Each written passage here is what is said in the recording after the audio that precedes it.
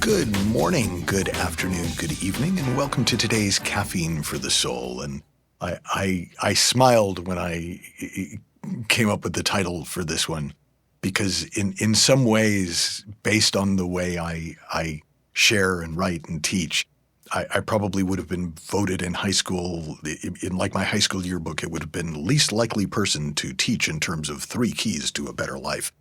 And the reason for that is because one of the main things that I've come to see about people is you are the expert on you. My best advice for you might be really cool if you were me or if I was you, but it's your life to live. So even if I say, well, if I was you, I would do that. The most important thing to realize when I or anybody else tries to tell you what to do is we're not you. And so you can take that kind of advice under advisement. I don't mean it's never helpful, and I don't mean I never take advice. I just mean ultimately the person you have to trust is you, even if it's just trusting yourself to know who you're going to trust. But when I talk about 3 keys to a better life, or when I first wrote about this, I talked about it as 3 things you can do today to change your life for the better. The reason I think they're worth sharing, it isn't just because they work for me or because if I were you, but because these 3 things are just relevant for all human beings, regardless of age, life experience, current circumstance, or any other variable I can imagine. And the first thing, the first key to a better life is to stop using the gift of thought against yourself. If you enjoy these podcasts, one of the things you'll often hear me say is, hey, check out our inner circle, michaelneill.org/inner circle. And a few years back, I ran a program for the inner circle, and it was called The Invitation. And it invited people to live with a different idea each month to see what difference it made in their life.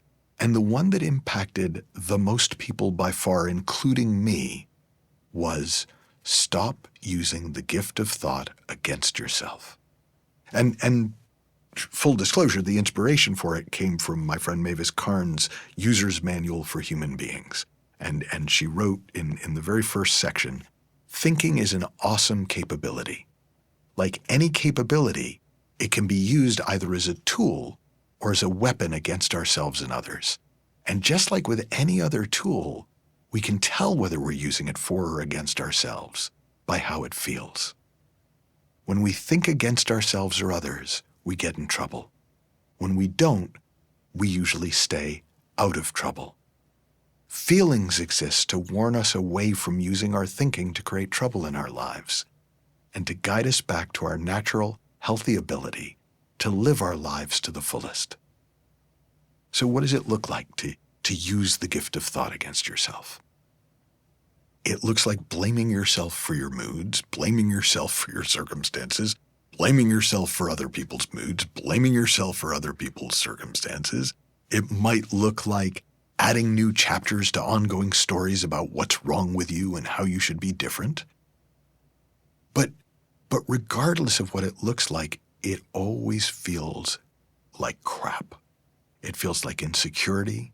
It feels like anxiety. It feels like frustration. It feels like anger. It feels like discouragement. So if you want to put this first key into practice, all you have to do is notice when you're using the gift of thought against yourself, and as best you can, stop it.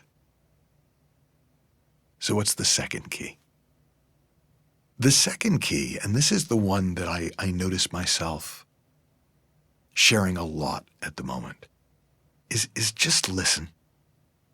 And take a moment right now to just listen. And you'll probably hear ambient noise. I'm hearing the sound of my voice in the headphones right now. I'm hearing a bit of, I think there must be like some air con on in the background in here. I can hear a little bit the my body shifting against the chair. Now, if you keep listening, one of the things that you'll notice beyond whatever sounds are surrounding you, and obviously my voice, is a voice in your head that sounds kind of like you, but is really the voice of a storyteller, repeating things it's heard and other people's opinions, as if the fact that they're in your head means that they're yours. Now, if you keep listening beyond the ambient noise, beyond my voice, beyond the storyteller, you will at some point start to hear yourself, your own still small voice within. And that voice gently nudges you, continually nudges you, guides you back home, back to the quiet inside you, back to the peace inside you, and sometimes forward out into the world in a particular direction. So when I am asked to give generic life advice, just listening with nothing particular on your mind, with as little on your mind as you can, is probably the best advice I know to give generically to anyone. It will let you know yourself more. It'll let you connect more deeply with other people. It will cause you to live more and more in quiet states of peace and meditation. But it doesn't get a lot of airplay because it's not sexy, right? Everyone can listen. So could it really be that valuable? Well, it turns out the answer is yes. There's one of my favorite quotes from Kafka, Franz Kafka. You do not need to leave your room. Remain sitting at your table and listen. Do not even listen. Simply wait. Be quiet, still, and solitary. The world will freely offer itself to you to be unmasked. It has no choice. It will roll in ecstasy at your feet. So one more key, the third key. Follow the voice of your soul. So when I talked about the still small voice within, I think of that voice as the voice of my soul. And if you follow it, it takes you on a soul path where what you need seems to turn up when you need it, and things unfold as if by design. And this podcast is called Caffeine for the Soul. It's about waking up this inner voice so that you can hear it more consistently.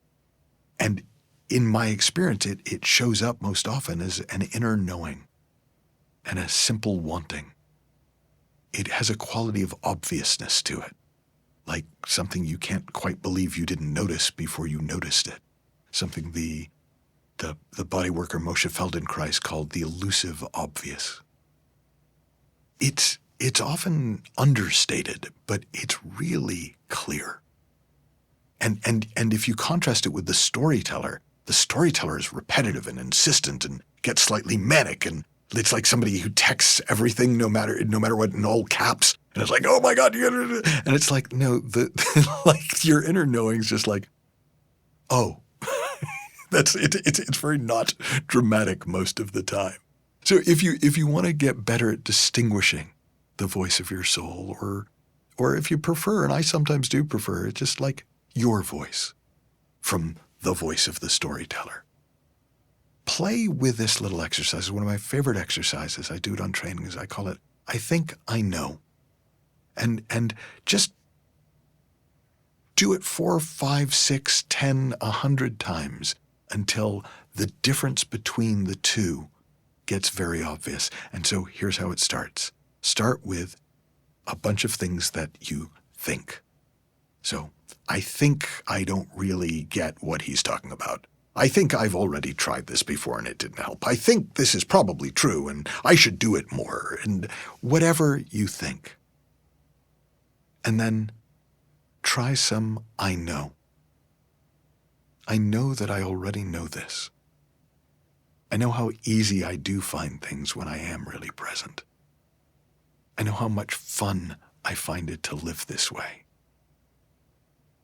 And you can either do a bunch of I thinks and then a bunch of I knows, or you can go, and I think and I know, and I think and I know. But the idea is to just get a feel for the difference. And if you want to take it a step further, add in a third one.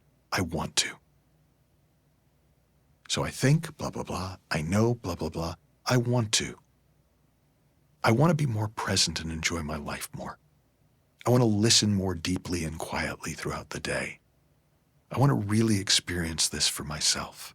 And whatever your answers are, and they don't have to be profound, just what comes. You'll notice that most of the things that you think are things you've learned from others. Most of the things you know come from somewhere inside you, almost before your intellect.